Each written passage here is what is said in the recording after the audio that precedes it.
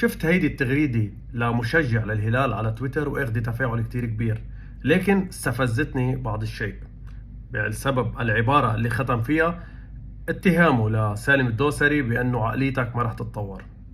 ما عم بفهم ليش عقلية سالم الدوسري بدأت تتطور بهالفترة رغم انه صار له فترة طويلة حامل النادي.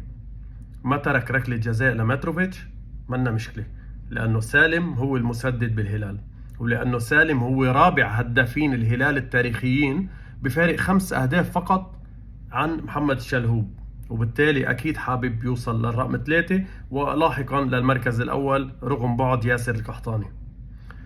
لكن مين قال انه متروفيتش هو متخصص بركلات الجزاء؟ ومين قال متروفيتش بده يسدد؟ ب 37 ركلة جزاء بتاريخه لمتروفيتش سددهم، سجل 25 وأضاع 12، وهذا الشيء بفرجينا انه اللاعب الصربي منه متخصص بركلات الجزاء، وبالتالي اللي عمله سالم هو الصح. كرمال هيك ما تجلدوا لاعبينكم اللي حملوكم لفترات طويلة بسبب النجوم الجدد. هيدا رونالدو مع النصر عم يحصل على ركلات جزاء، عم بخلي تاليسكا يسدد اغلب الاوقات رغم انه اكبر مسدد لركلات الجزاء بالتاريخ.